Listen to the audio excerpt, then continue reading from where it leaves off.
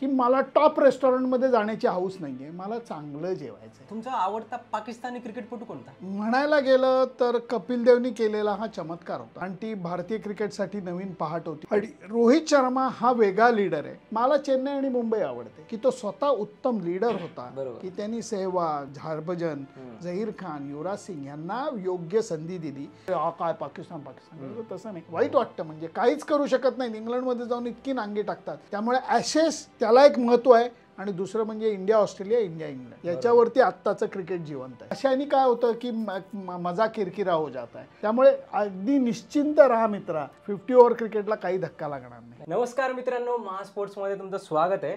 आज आपल्यासोबत आहे ज्येष्ठ क्रीडा पत्रकार सुनंदन लेले सर. सर खूप खूप स्वागत आहे तुमचं. आणि सरांना कोण नाही ओळखत, सरांना सगळेजण ओळखतात. सर खूप वर्षापासून या फील्डमध्ये सक्रिय आहेत आणि सरांची ख्याती सर्व दूर पसरते. थोडक्यात सांगू का, क्रीडा पत्रकारिता क्षेत्रातले सर तेंडुलकर आहेत, बरोबर ना सर? अरे बापरे, एवढं काही नाही आहे सर ॲक्च्युली. तर मित्रांनो, आपल्याला सगळ्यांनाच माहिती आहे की यावर्षी चॅम्पियन्स ट्रॉफीचं आयोजन होतं आणि भारतीय संघ ती ट्रॉफी जिंकला आहे. आणि सरांनी तो सगळा जो विजयाचा जो आपण घाट घातला होता तिथे, तो सगळा कव्हर केला आहे. पाकिस्तान आणि दुबईमध्ये जाऊन व्हिडिओज केले आणि आपल्याला ती सगळ्या अपडेट दिल्या सरांनी. सो सर, आम्ही ते सगळे अपडेट बघितले आहेत आणि तुमची पाकिस्तानमधली भ्रमंतीसुद्धा बघितली आहे. सो तुम्ही व्हिडिओमधून ते सांगितलीच आम्हाला, पण अजूनही काही ज्या गोष्टी आहेत, काही जे किस्से आहेत, ते आम्हाला तुमच्याकडनं आज जाणून घ्यायला नक्की आवडतील. तर मला एक प्रश्न आहे सर सगळ्यात आधी, की पाकिस्तान विरुद्धच्याच सामन्यात सकाळी ज्यावेळेस विराट कोहली वगैरे ही सगळी लोक जात होते, तुम्ही विराट कोहलीला काहीतरी बोललात आणि म्हणजे सोशल मीडियावर काय चर्चा झाली माहिती आहे का, की लेले सरांनी विराटला काहीतरी कानमंत्र दिला आणि त्यामुळे विराटने तसं प्रदर्शन केलं. तर नेमकं सर काय म्हटलं तुम्ही विराटला? एवढं काही नव्हतं. प्रॅक्टिस ग्राउंडच्या इथं मी थांबलेलो होतो आणि ते बघितल्यानंतर त्यांनी भेटायला बोलवलं आणि आमचा विषय हा एका सामाजिक कामाचा होता. त्या सामाजिक कामासाठी मला विराटला भेटणं किंवा त्यांनी मला भेटणं दोन्ही गरजेचं होतं आणि बोलणं गरजेचं होतं. कारण पुण्यातलीच एक NGO आहे जी अडचणीत आहे आणि वृद्धाश्रम आहे तो आभाळ माया नावाचा, सिंहगड रोडला. बरोबर. तर तिथे मी काही वर्षांपूर्वी विराटला घेऊन पण गेलो होतो. अच्छा. तर विराट त्यावेळेला 52च्या 52 आजी आजोबांना भेटला होता. आता तिथं 70 आजी आजोबा आहेत. तर ती संस्था जरा थोडी आर्थिक संकटात आहे, म्हणून विराटला ती केस माहिती आहे. त्यामुळे विराटला मी पकडायला याच्यासाठी गेलो होतो की बाबा रे, आपल्याला एकत्र मिळून काहीतरी त्या संस्थेसाठी करायचं आणि he was game for it.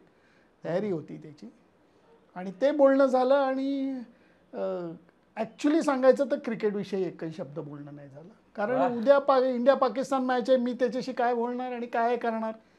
आणि फक्त ही चर्चा इंटिमेटली झाली कारण त्याच्याबद्दल मला आणि त्याला दोघांनाही खूप आत्मीयता आहे. आम्ही एकत्र तसं काम केलेलं आहे. त्यामुळे मग ते बोलणं झालं. फक्त ते नेमकं पाकिस्तान मॅचच्या आदल्या दिवशी झालं आणि कावळा बसायला आणि फांदी तुटायला दुसऱ्या दिवशी त्यांनी सेंचुरी केली म्हणून लोकांना लगेच ते गंमत होती की अरे काय बोलले. कारण मला पत्रकारांनी जीव खाल्ला त्यानंतर की इतक्या वेळ काय बोलणं झालं, नक्कीच इंडिया पाकिस्तान मैच झाला असेल. अरे म्हटलं, एक शब्द ऐसा हो ही नहीं सकता, आप इतनी देर बात कर रहे थे और इंडिया पाकिस्तान मैच है कल और विराट ने क्रिकेट के बारे में म्हटलं. अरे बाबा नाही, खरंच झालं, घरची बोलणी झाली, पोरं कशी आहेत, माझ्या मुली कशा आहेत, ही बोलणी. कारण दरवेळेला एक महत्त्वाची गोष्ट काय असते की दरवेळेला तुम्ही क्रिकेटचंच बोलायचं याची गरज नसते. पण हे नव्याने आम्हाला कळलं सर. आणि आम्ही सगळेजण तोच विचार करत होतो की सरांनी काहीतरी कानमंत्र दिलाय विराटला की बाबा तू आज खेळलाच पाहिजे, तोडायचं आपल्याला पाकिस्तानला, आज रायवल आहेत ते आपले. आणि असंच वाटलं म्हणजे. पण सर, आपण सुरुवातीपासून सुरुवात करूया की पाकिस्तानातलं तुमचं जाणं, मग ते सुरुवातीपासून कसं झालं, म्हणजे इथली तयारी तुम्ही कशी केली, मग विजा किंवा इतर परवान्यांची प्रोसेस, तिथून ते पाकिस्तानात तुमचं स्वागत कसं झालं आणि तिथला मग तुमचा तो जाण्याचा अनुभव कसा होता, थोडं सविस्तर ऐकायला आवडेल. पाकिस्तानला जायची इच्छा डोक्यात होती कारण 2004, 6, 8 3 टूर मी केल्या होत्या. हो बरोबर. आणि आत्ता क्रिकेटच्या निमित्ताने जायची इच्छा होती, क्रिकेटही बघायची इच्छा होती, जुने तिकडचे जे स्नेही आहेत त्यांना भेटायची इच्छा होती आणि काही महत्त्वाच्या स्थळांना भेट देण्याची इच्छा होती. त्या यांनी केलं. याला सर्वात मला एक शक्यता विसाची एवढ्याकरता वाटत होती की पाकिस्तान क्रिकेट बोर्डाचे अध्यक्ष आणि मंत्री हा एकच माणूस होता. दुसरी गोष्ट म्हणजे त्यांना दाखवायचं होतं की ऑल इज वेल. आणि तिसरं क्रिकेट टुर्नामेंट होती. त्यामुळे या तिन्ही काउंटवरती जे लोक अप्लाय करतील, ज्यांचा ट्रॅक रेकॉर्ड बरं आहे, त्यांना व्हिसा मिळणार आहे मला माहिती होतं. त्यातनंही मी सोडून बाकीच्या बऱ्याचशा जणांनी व्हिसा जे होते ते दिल्लीहून केले. म्हणलं मला तर दिल्लीला जाणं शक्य नव्हतं कारण मी इथल्या कामामध्ये बिझी होतो. म्हणून मी म्हटलं की मी दुबईला करीन. ते लोक म्हणले दुबई का पता नाही आपको मिलेगा नाही. म्हटलं नशिबाचा हवाला. दुबईत मी गेलो आणि व्हिसा अप्लाय करायला गेलो. त्यावेळेला त्या माणसाने इंडियन पासपोर्ट बघून असं मला विचारलं, इंडियन पासपोर्ट आप पाकिस्तान जाना चाहते हो? तर मी त्या विंडोमधनं असं खाली वाकलो, नुसतं त्यांच्याकडे बघून हसलो मी. ते हसल्यानंतर त्यांना कळलं की हा बाबा काहीतरी गुगली टाकतोय. म्हणून ते रुके रुके रुके म्हणून त्यांनी लिस्ट पाहिली तर मिनिस्ट्रीच्या अप्रुव्हल लिस्टमध्ये माझं नाव होतं, पासपोर्ट नंबर होता. अरे आपका तो नाम लिस्ट में. म्हटलं वही तो मैं बोल रहा था. मग अक्षरशः एका तासात मला व्हिसा मिळाला. त्यामुळे काही प्रॉब्लेम नाही. आणि दुबईहूनच भारतातनं फ्लाईट नाहीच आहे, त्यामुळे दुबईवरनंच आहे. त्यामुळे तेही बरं पडलं. त्यामुळे जाताना मी दुबई इस्लामाबाद प्रवास केला, येताना लाहोर दुबई प्रवास केला. त्या गोष्टी एवढ्या काय अवघड नव्हत्या. आणि तिकडे गेल्यानंतर स्वागत म्हणायचं झालं तर इस्लामाबादला एवढं स्वागत नव्हतं. त्याचं कारण मी तुला सांगतो की इस्लामाबादला पत्रकार मित्र जे होते ते सगळे लाहोर आणि कराचीला होते. माझे जे स्नेही आहेत, ज्यांची माझी खूप दिवसांपासून 2004 पासून ट्रॅव्हल एजंट आहेत ते माझे तिकडचे, विस्ता ट्रॅव्हल म्हणून, खालिद वासिम, तर ते लाहोरला होते.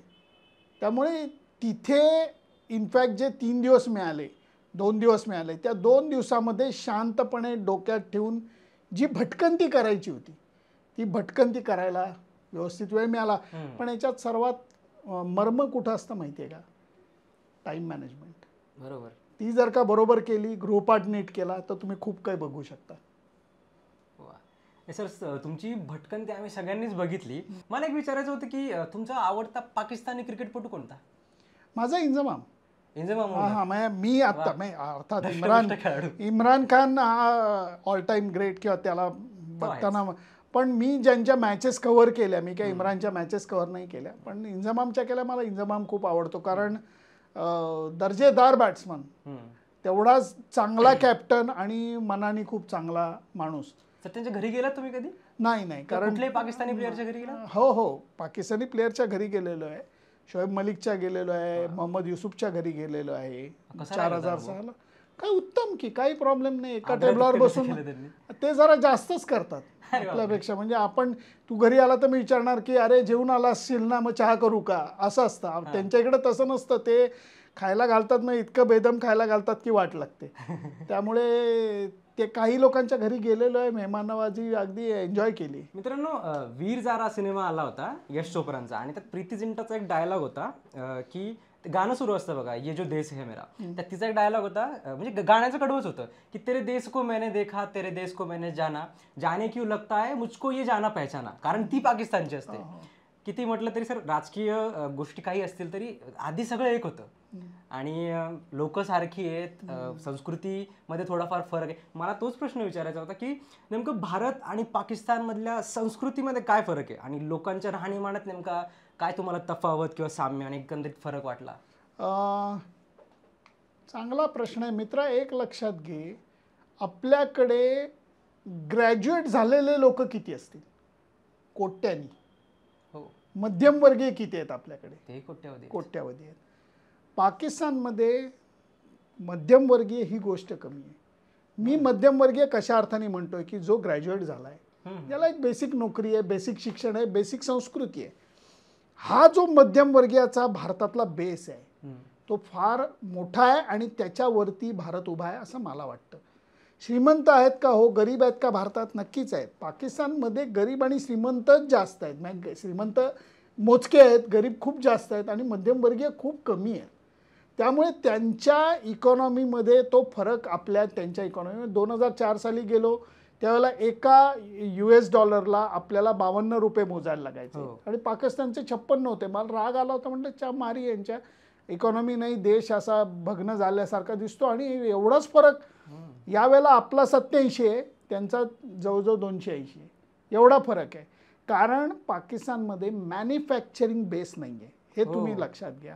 आपल्याकडे बजाज कावासाकी आहे, हिरो होंडा आहे, मारुती सुझुकी आहे. म्हणजे बजाज छोटी कंपनी आहे का? TVS छोटी कंपनी आहे का? मारुती छोटी कंपनी आहे का? अजिबात नाही.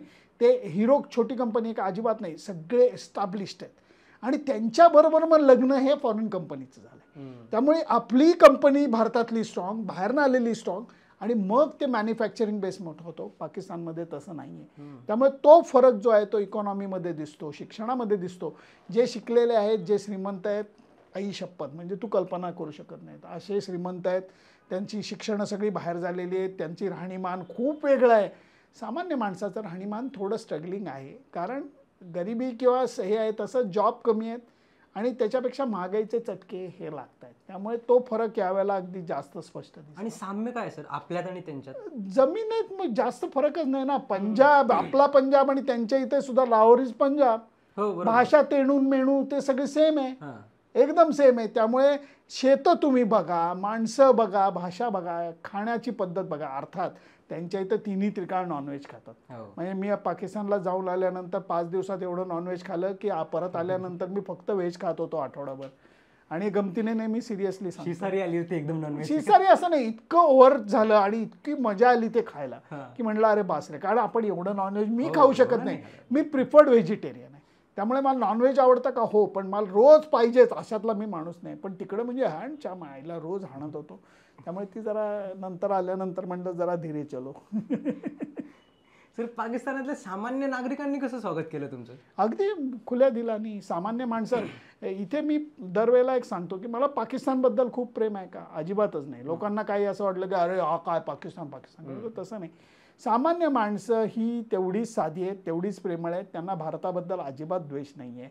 त्यांना हे काश्मीर आणि अमुक आणि तमुक याच्याशी काही घेणं देणं नाही आहे. त्यांच्या इथल्या परिस्थितीशी ते रोज झगडत आहेत. त्यामुळे प्रत्येकाला भारतात कधी ना कधीतरी यायची मनापासून इच्छा आहे. सगळेजण बॉलिवूड प्रचंड बघतात, क्रिकेट प्रचंड बघतात आणि आत्ताच्या घडीला तुम्ही जर का पाहिलं तर त्यांची क्रिकेट टीम ही स्ट्रगल करते खूप जास्त. आणि आपल्या त्यांच्यातली जी धार होती ती खूपच बोथट झाली. त्याची नाराजी सामान्य जनतेत खूप आहे. पण सामान्य माणसांनी मला अत्यंत उत्तम प्रकारे ट्रीट केलेलं आहे, याच्यात मी कुठलेही दुमत सांगणार नाही. आणि हे खोटं नाही आहे, तुम्ही माझे व्हिडिओज बघा, हे बघा, मस्त वागवलेलं आहे सगळं. बरोबर. सर तुम्हाला सांगू का, मला खायला प्यायला फार आवडतं आणि मला हे माहिती की ते तुम्हालाही फार आवडतं. खूप खूप. आणि पाकिस्तानमधली तुमची खाद्यभ्रमंती आम्ही सगळ्यांनी बघितली. तर त्यातले काय वेगवेगळे किस्से होते? काय काय म्हणजे पाकिस्तानच्या खाण्यापिण्यामध्ये विशेषतः अशी काय जाणवली तुम्हाला? त्यांच्या इथं गंमत अशी असते की त्यांना लहानपणी शिकवलेलं आहे कि अगर आप सब्जी पका रहे हो तो उसमें गोश्त डालना जरूरी है. म्हणजे हां, आणि अगर आप गोश्त पका रहे हो तो उसमें सब्जी डालना जरूरी है. म्हणजे नॉनव्हेज हे त्याच्यात असतंच. तुम्हाला व्हेज पाहिजे असलं तर 10 वेळा बोंबलून सांगायला लागतं की ए बाबा काही टाकू नको, काहीही टाकू नको. मग ते असं ऐकतात, 10 वेळा विचारतात की सच बोल रहे आप, कुछ नहीं चाहिए, बिलकुल कुछ नहीं चाहिए. म्हटलं नाही, मग जे खरे व्हेजिटेरियन असतात त्यांची गुगली पडते थोडी. पण त्यामुळे खाद्यसंस्कृती आणि ओरिजिनल जे आपण जसं म्हणतो की पंजाबी खाणं, हे पंजाबी खाणं आपल्या इकडे इतकं वेगळ्या पद्धतीने सादर केलं जातं, इतकं ते क्रीम टाकलेलं, टोमॅटो प्युरी टाकलेलं, खूप हेवी असतं. तसंच मुघलाई खाणं हे खूप हेवी नसतं, ओरिजिनल नसतं. तुम्ही जर का योग्य ठिकाणी खाल्लं तर तुम्हाला चांगलं मिळतं. म्हणून मी सगळ्या मित्रमैत्रिणींना एकच सांगायचो की मला टॉप रेस्टॉरंटमध्ये जाण्याची हौस नाही आहे, मला चांगलं जेवायचं आहे. आणि जेव्हा तुम्ही लोकल माणसं बरोबर असतात तेव्हा मग तुम्हाला योग्य जागा आपोआप ते घेऊन जातात. एक ह्याचं सगळ्याची महत्वाची गोष्ट, तुम्हाला मित्र पाहिजे. सर काही पदार्थांची नावं घ्या ना, आता विषय निघालाच तर. जाऊ दे, तू खादाडेसला का तुला त्रास होईल जीवाला. पण मटण कढाई वगैरे असतं की जे खरोखर वेगळं दिसतं. एक तिकडं नान, स्पेशल नान मिळतो, एवढा असतो म्हणजे जवळजवळ 1.25 फुटाचा आणि असा 1 फुटाचा ओव्हल आकाराचा असा नान असतो. त्या नानला, नान नॉर्मलच आहे पण वरचं कव्हरिंग वेगळं असतं. म्हणजे 20% भाग चीजचा असतो, 20% भाग तीळ लावलेले असतात, 20% भागाला आचारी हे असतो, फ्लेवर. हां, नाही लावतात, रेग्युलर आचार लावतात. अशा त्या गोष्टींनी तो सजवलेला असतो. त्यामुळे एक काय म्हणतात ती टेस्टच वेगळी लागते. आणि मग तो तुम्हाला पाहिजे तसा नान तोडून घ्यायचा आणि मग ते नॉनव्हेज बरोबर हाणायचं. त्यामुळे आणि तिकडे अजून एक गोष्ट आहे की माणसं जेवण्याचं प्रमाण खूप जास्त आहे, एन्जॉय करण्याचं प्रमाण खूप जास्त आहे. त्यामुळे आपण जे 7 माणसांसाठी जेवण मागू ते 4 जणात ते सहजी संपवतात. त्यामुळे आपण बघताना म्हणतो अरे इतना मत मंगाओ यार, इतना कौन खाएगा, आने दो सर, आने दो, क्या जल्दी आहे, आणि नंतर हंटात राहू. वा.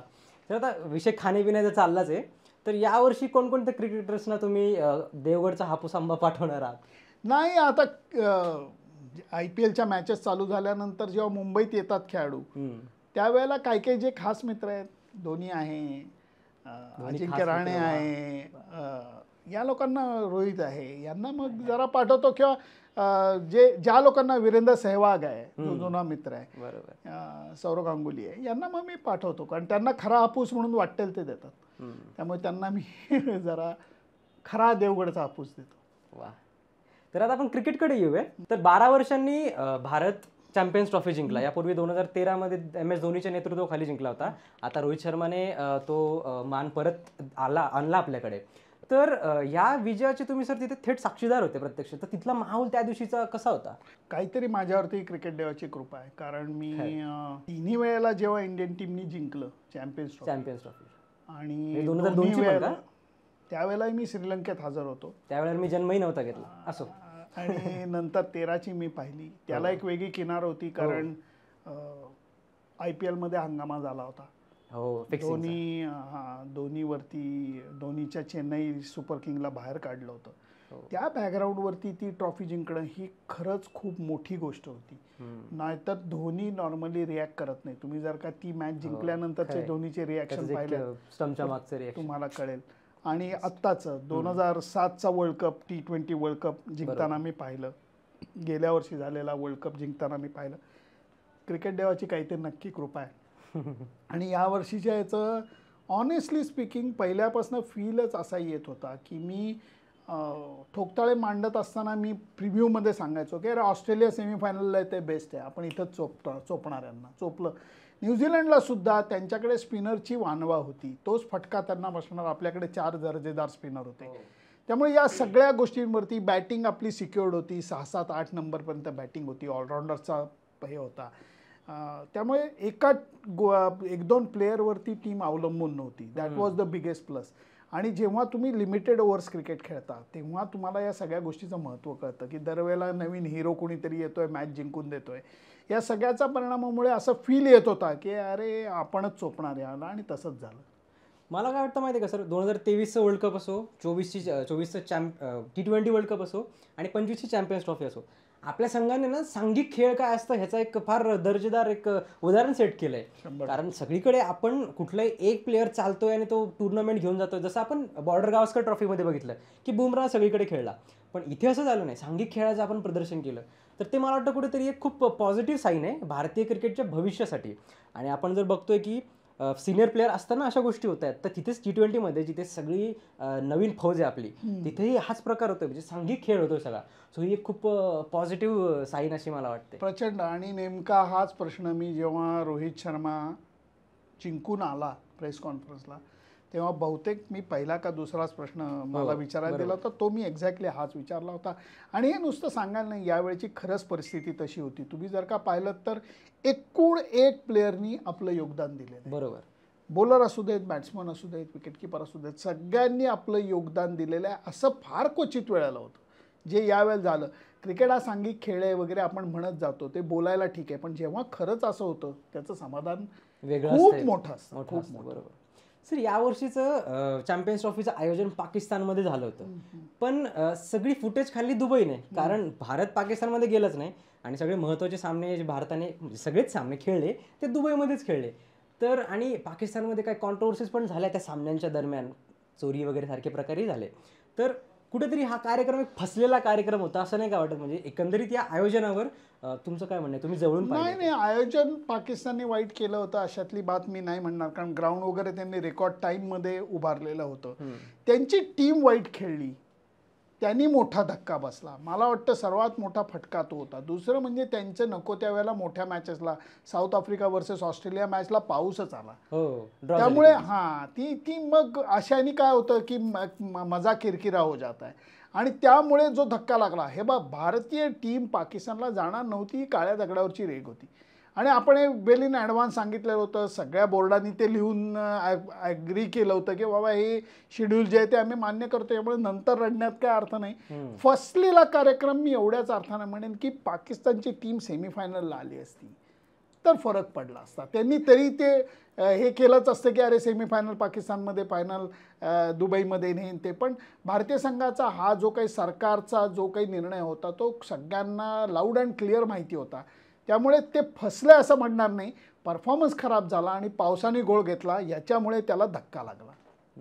मला हसायला काय येत आहे माहिती आहे का, की इतकी वर्ष आमच्याकडे तुम्ही आयोजन करा म्हणून रडरड केली पाकिस्तानने, आणि पहिलाच संघ ठरला जो की स्पर्धेच्या बाहेर गेला. म्हणजे त्याला तर काय हसावं की रडावं या गोष्टीवर.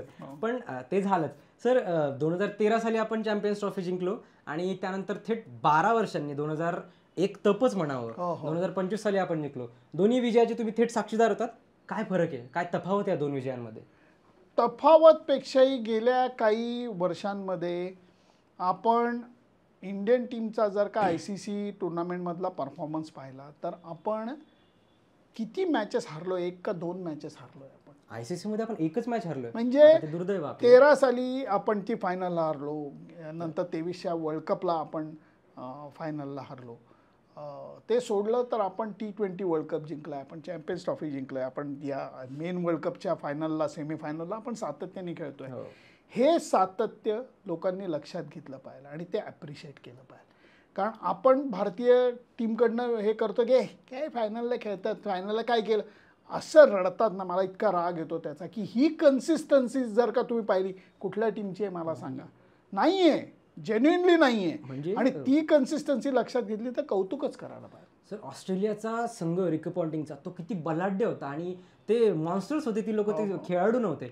त्यांनी सुद्धा असा काही पराक्रम गाठू शकले नाहीत. ते आपण तेवढा पराक्रम केलाय, गाठलाय, म्हणजे ही मोठी गोष्ट आहे. कन्सिस्टन्सी बद्दल बोलतोय मी. प्रचंड प्रचंड, आणि त्याचं कौतुक व्हायला पाहिजे. कारण सातत्यपूर्ण खेळ जेव्हा आपण म्हणतो तो जर का भारतीय टीमनी केला तर कौतुक करायला तुमची जीभ का चाचरते, हा माझा प्रश्न आहे. काहीच गरज नाही आहे, कौतुक करायलाच पाहिजे. हां, आता मेन 50 ओव्हरच्या वर्ल्ड कपला आपण फायनलमध्ये हरलो, निराशा आपल्याला आली, त्यांना किती आली असेल याचा विचार केला पाहिजे. पण बाकी वेळेला आपण जिंकलं की काही जण म्हणजे असंही बोलतात की अरे काय आपण इकडे खेळलो म्हणून जिंकलो, असं काही नाही आहे. सगळ्यांना सगळी संधी समान असते. आणि तुम्हाला पाकिस्तानला सुद्धा यावेळेला ICCला त्यांना देण्या वाचून पर्याय नव्हता आणि पाकिस्तानला ते घेण्या वाचून पर्याय नव्हता. दोघांनाही ती गरज होती क्रिकेट जिवंत ठेवण्याच्या दृष्टीने, फ्लरिश होण्याच्या दृष्टीने. त्यामुळे सगळ्या गोष्टी सगळ्यांना माहिती होत्या. आता रडून काय होणार नाही. बरोबर. 2023चा वर्ल्ड कप म्हणजे तुम्हाला सांगतो, मला 2025ची चॅम्पियन्स ट्रॉफी जिंकल्यानंतर एक दुःख वाटायला लागलं, वाईट वाटायला लागलं. का की आपण 23चा वर्ल्ड कप जिंकू शकलो नाही. जर जिंकू शकलो असतो आपण तर 2023, 24, 25 या 3 वर्षात ICCच्या 3 सर्वात मोठ्या मानाच्या ट्रॉफीज आपण आपल्या घरी घेऊन आलो असतो. खूप मोठी गोष्ट झाली असती. पण दुर्दैव होतं आपलं. सर क्रीडा पत्रकार म्हणून तुम्ही 10 शहरांमध्ये गेला. 2023चा वर्ल्ड कप तुम्ही खूप उत्स्फूर्ततेने कव्हर केलात. पण शेवटी कुठेतरी आपण नाही तिथपर्यंत जाऊ शकलो, नाही करू शकलो. तुम्ही तो खूप जवळून बघितला, तो अनुभव खूप जवळून घेतला. अहमदाबादचं मैदान आपल्यासाठी फार वाईट ठरलं किंवा अनलकी ठरलं म्हणू शकतो. तर तुम्हाला वाटतं का की 2024चं T20 वर्ल्ड कप आणि 25च्या चॅम्पियन्स ट्रॉफीच्या ट्रॉफीने ते कुठेतरी दुःख भरून काढलंय का, की त्या दुःखाची सर खरंच कशालाच नाही आहे? तुम्हाला काय वाटतं? हे बघा, जेव्हा तुम्ही लीग फेजमध्ये समोर आलेल्या प्रत्येक टीमला हरवता, सेमीफायनल दिमाखात जिंकता आणि त्याच्यानंतर फायनलला पाय अडखळतो, तेव्हा ही गोष्ट स्वाभाविक वाटणं स्वाभाविक आहे आणि ते प्लेयरनं सुद्धा वाटलेलं आहे. परंतु तुम्ही ते म्हणत असताना तुम्ही नवीन जे यश मिळालंय, सातत्य आहे, त्याचा आनंद घेतला नाही तर आपण म्हणू की आपणच करंटे ठरू. फॅन्स म्हणून मी म्हणतोय. कारण एक ताट आहे, भरलेलं ताट आहे आणि त्या भरलेल्या ताटात पुरणपोळी आहे, श्रीखंड आहे, पुरी आहे, भाजी आहे, सगळं आहे. फक्त चटणीमध्ये ना थोडंसं मीठ जास्त झालं आहे. म्हणून तुम्ही अख्ख्या ताटाकडे असं बघत राहणार का की अरे काय जेवण केलं आहे का? तुम्ही म्हणणार अरे सोडा बाजूला, पुरणपोळी आहे, अरे श्रीखंड आहे. तसं मला वाटतं T20 वर्ल्ड कप आपण जिंकलो आहे, मुख्य वर्ल्ड कपला फायनलला खेळलो आहे, सगळ्या टीमला समोर आलेल्या लीगमध्ये हरवलं आहे, चॅम्पियन्स ट्रॉफीला समोर आलेल्या सगळ्या टीमला तब्येतीत हरवलेलं आहे. तर हा मंगेश पाडगावकरांची कविता आहे मित्रा, पेला अर्धा भरला आहे म्हणायचं का पेला अर्धा सरला आहे म्हणायचं, तुम्ही ठरवायचं. दृष्टिकोनातला फरक आहे, Absolutely. बाकी काही नाहीये. मला जर एक इंटरनॅशनल एक थोडा प्रश्न विचारायचा काही संघांबद्दल, की श्रीलंका, वेस्ट इंडिज आणि पाकिस्तान हे 3 संघ एकेकाळी एवढे बलाढ्य होते क्रिकेटच्या क्षेत्रात की त्यांनी त्यांचं एक वेगळं अस्तित्व निर्माण केलं होतं. श्रीलंकेने वर्ल्ड कप जिंकलाय, पाकिस्तानने जिंकलाय आणि वेस्ट इंडिजनी तर बापरे क्रिकेटमध्ये सुरुवातच त्यांनी केली होती वर्ल्ड कप जिंकायची. पण आज परिस्थिती वेगळी आहे.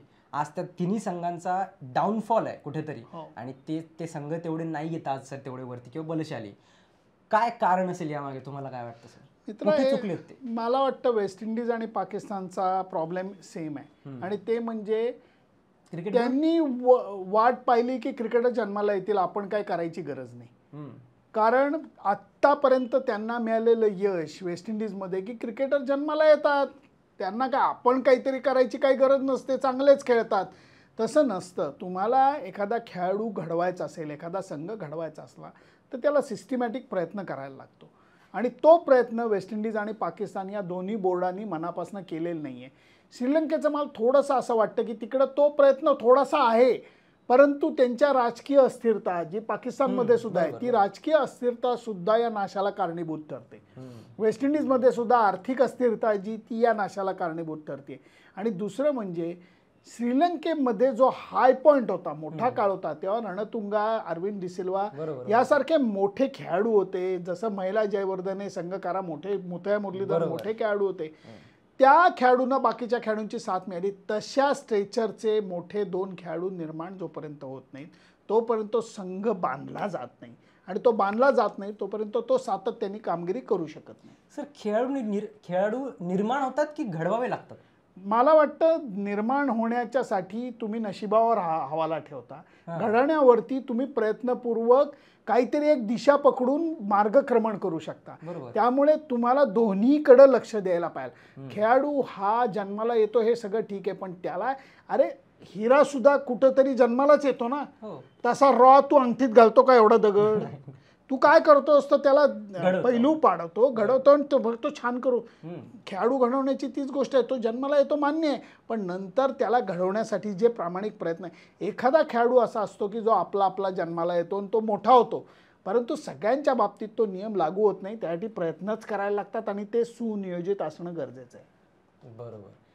भारत विरुद्ध पाकिस्तान म्हणजे हे एकमेकांचे प्रतिद्वंदी आहेत, कट्टर प्रतिद्वंदी आहेत आणि ह्यांचे सामने फार रंगतात.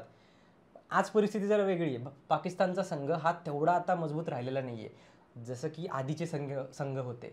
तर आता खरंच सर ही रायव्हलरी राहिली पण आहे की आता संपली आहे? वाईट वाटतं, कारण मी त्या रायव्हलरीचं एक सुंदर रूप पाहिलेलं आहे की ज्याला इंजमाम होता, ज्याला वसीम होता, वकार होते आणि या लोकांच्या मध्ये जो दम होता आणि त्या लोकांच्या मध्ये जी एक त्या लढतीला धार होती, ती धार कम्प्लिटली बोथट झालेली आहे. त्याचं कारण आहे पाकिस्तानमध्ये चांगला नेताच म्हणजे क्रिकेटचा लीडर, कॅप्टन हा निर्माण झालेला नाही आहे.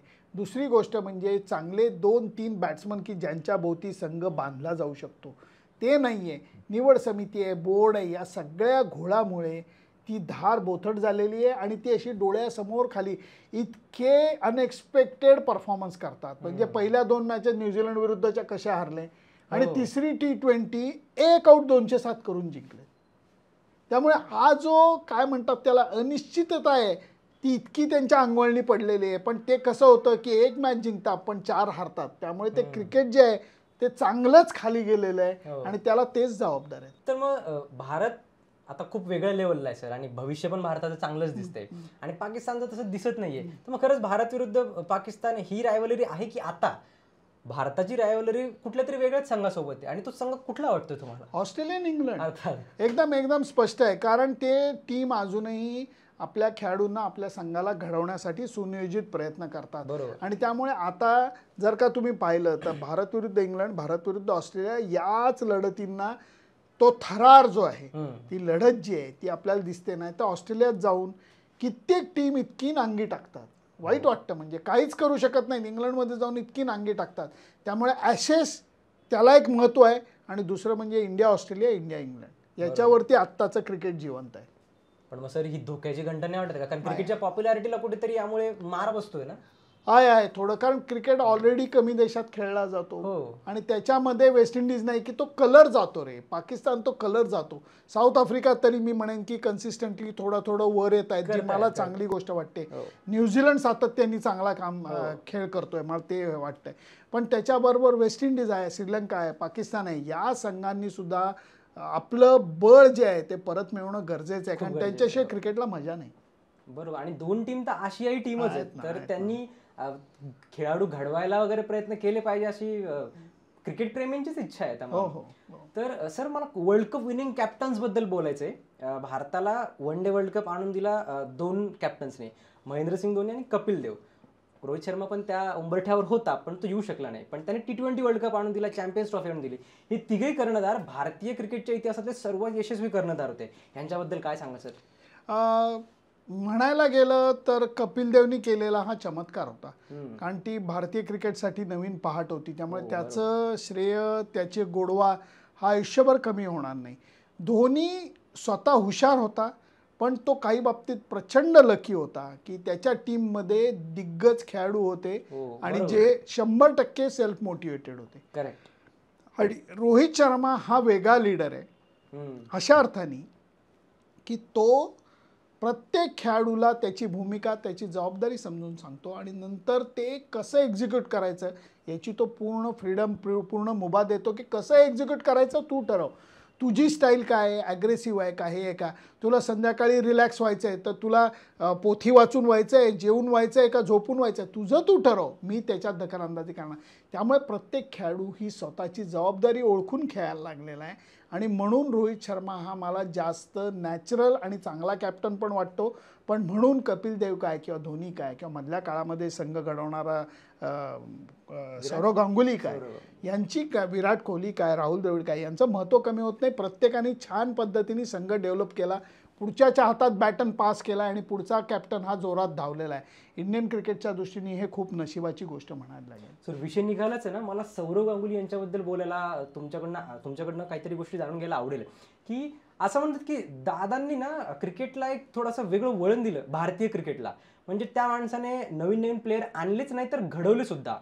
चांगल्या लोकांचं कौशल्य बघून त्यांना मोटिवेट केलं की तुम्ही या. उदाहरणार्थ हरभजन सिंग, युवराज सिंग ही लोक होती. सो आणि धोनीला कॅप्टन्सीसाठी त्यांनी प्रवृत्त केलं, रोहित शर्माला कॅप्टन्सीसाठी त्यांनी प्रवृत्त केलं. या लोकांना त्यांनी पुरेपूर संधी दिल्या ॲज अ टीम मेंटर म्हणून पण, आणि खेळाडू जेव्हा ते सक्रिय होते तेव्हा पण त्यांचं योगदान कुठेतरी झाकोळलं जातं. आपण जास्त बोलत नाही. यांच्याबद्दल काय कोणी सांगितलं? अजिबात असं नाहीये. सौरव गांगुलीला प्रचंड प्रसिद्धी मिळालेली आहे चांगला कॅप्टन म्हणून, विच ही रिचली डिझर्व. पण जसं धोनीचं लक होतं तसं सौरवचं सुद्धा परफेक्ट होतं की तो स्वतः उत्तम लीडर होता. की त्यांनी सेहवाग, हरभजन, झहीर खान, युवराज सिंग यांना योग्य संधी दिली. आणि दुसरीकडे या लक बाबतीत काय म्हणाल सौरव गांगुलीच्या, की त्याच्या टीममध्ये कुंबळे होता, त्याच्या टीममध्ये सचिन होता, त्याच्या लक्ष्मण होता, त्याच्या टीममध्ये सचिन होता. ह्या लकबद्दल काय बोलायचं. त्यामुळे ते परफेक्ट कॉम्बिनेशन झालं आणि म्हणून तो इम्पॅक्ट मोठा करता आला. त्यामुळे तोही सुवर्ण काळ होता, सौरवच्या अंडरचा सुद्धा सुवर्ण काळ होता. बरोबर. सर आजकाल ना एक चर्चा ऐकल्यात फार की वन डे क्रिकेट हे कुठेतरी आता काय म्हणतात डाऊनफॉल त्याचा सुरू झाला. कारण आपण बघतोय की टेस्टला सुद्धा आजकाल खूप पॉप्युलॅरिटी आहे. तर बॉर्डर गावस्कर ट्रॉफी झाली आज सगळ्यांनी आपण बघितलं. T20ला किती लोकप्रियता आहे हे तर आपल्याला सगळ्यांनाच माहिती आहे. पण वन डे क्रिकेट जे ते पहिल्यासारखं आता राहिलेलं नाहीये किंवा त्याची लोकप्रियता जी आहे ती कमी होत चालली आहे असं म्हटलं जात आहे. ह्या बाबतीत तुमच्याकडनं फार चांगल्या गोष्टी कळतील आम्हाला अशी आम्ही अपेक्षा करतो. काय म्हणणं आहे सर तुमचं यावर? अजिबात नाही, अशी काही काळजी करायची काही गरज नाही आहे. फक्त होतंय काय की T20 क्रिकेट आणि टेस्ट क्रिकेट जेवढं खेळलं जातं तेवढं वन डे क्रिकेट खेळलं जात नाही. हो, कमी झालेत त्या सामन्यांची संख्या कमी झाल्यामुळे लोकांना तो पेशन्स आपला कमी झालाय, प्लेयरचा नाही कमी झालेला, आपला कमी झालाय. की एकदम आपल्याला वाटतं अरे बापरे आता 50 ओव्हर येतोय, कारण आपल्याला सगळं झटपट हवं असतं. त्यामुळे त्याला धक्का लागेल असं मला अजिबात वाटत नाही. 3 फॉर्मॅट आहे, हे तिन्ही फॉर्मॅट ICC पद्धतशीरपणे पुढे नेत आहे आणि खेळाडूंना सुद्धा त्याचं महत्त्व माहिती आहे. त्यामुळे अगदी निश्चिंत राहा मित्रा, 50 ओव्हर क्रिकेटला काही धक्का लागणार नाही. माझा आवडता फॉर्मॅट आहे तो. त्यामुळे आय होप की असंच त्याचं वैभव जे आहे ते वाढतच राहणार. सर आपण आता काय करूयात, रॅपिड फायर खेळूयात मस्तपैकी. मी काही ऑप्शन्स देईल तुम्हाला आणि पटापटा तुम्ही त्यातला एक चूज करायचा. ठीक आहे, सुरुवात करूयात. आता अर्थात पहिला प्रश्न आपण त्याने सुरुवात करूयात की आवडता cricket format, test, one day की T20? अर्थातच टेस्ट.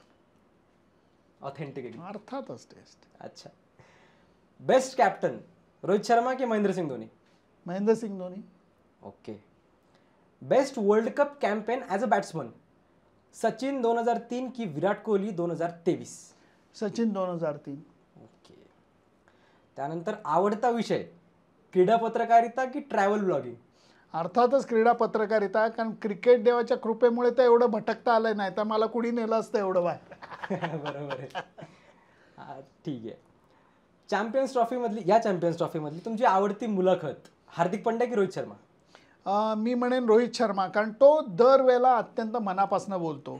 हार्दिकनी जो शेवटच्या प्रेस कॉन्फरन्समध्ये मी प्रश्न विचारला आणि त्याला उत्तर दिलं, ते खूप भावनिक उत्तर दिलं. हो, बरोबर. त्या अर्थाने कसं असतं रे, की पत्रकार म्हणून काम करत असताना तुम्हाला पॉइंटेड क्वेश्चनही विचारायला लागतात, कुचके प्रश्नही विचारायला लागतात, टीका करणारी प्रश्न विचारायला लागतात आणि कधी कधी भावनिक प्रश्नही विचारायला लागतात. त्यामुळे त्याचं जर का सरमिसळ विचार करून तुम्ही केली ना, तर तुम्हाला उत्तर चांगलं मिळायची शक्यता वाढते. सर, तुम्ही IPL बघता का? बघतो, नक्की बघतो. तुमची आवडती टीम कोणती? मला चेन्नई आणि मुंबई आवडते. दोन्ही? हो हो. हे पेचात पाडणारा फार नाही उत्तर नाही होतं, दोघांवर. सर. पुण्याची असते तर मी पुणे म्हणलं असतो, एकेकाळी होती पण पुण्याची. जेव्हा आपली टीम नसते तेव्हा एकाच टीमवरती जीव लावण्यासारखं काही नाही, क्रिकेट एन्जॉय करायचं. बरोबर. सर, IPLचा काय म्हणजे क्रिकेटवर किंवा इंटरनॅशनल क्रिकेटवर काय फरक पडतो? सगळेजण एकत्र येऊन खेळत आहेत. आपल्या फर्स्ट क्लास क्रिकेटरना इंटरनॅशनल क्रिकेट बरोबर मांडीला मांडी लावून खेळता येत आहे, शिकता येत आहे, ड्रेसिंग रूम शेअर करता येते, प्लॅनिंग कसं करतात, शिस्त कशी पाळतात, मेहनत कशी करतात, हे सगळं शिकायला मिळतं आहे. हा सर्वात मोठा इंडियन क्रिकेटसाठी प्लस आहे. चालेल. भारतीय क्रिकेटने अजून खूप कॅम्पेन्स जिंकत राहावे, खूपसे वर्ल्ड कप घरी आणावे असं आपल्या सगळ्यांनाच वाटतं. त्यामुळे भारतीय क्रिकेट टीमचं भविष्य उज्ज्वलच आहे ना सर? आहे, अर्थातच आहे. भारतीय क्रिकेट टीमचं भविष्य उज्ज्वल आहे. ते अजून अनेक ट्रॉफीज जिंकतील आणि आपले लेले सर आपल्यासाठी ते सगळ्या ट्रॉफी, सगळे कॅम्पेन कव्हर करतच राहतील आणि हा सिलसिला काही थांबणार नाहीये. लेले सरांना खूप खूप शुभेच्छा. सर, धन्यवाद, तुम्ही आम्हाला वेळ दिला आणि फार मजा आली तुमच्याशी गप्पा मारून. आय होप प्रेक्षकांनाही हा इंटरव्ह्यू कसल्या गप्पा होत्या, या गप्पा ऐकून मजा आली असेल. तर मित्रांनो, अशाच दर्जेदार कंटेंटसाठी महा स्पोर्ट्सला नक्की फॉलो करा. धन्यवाद.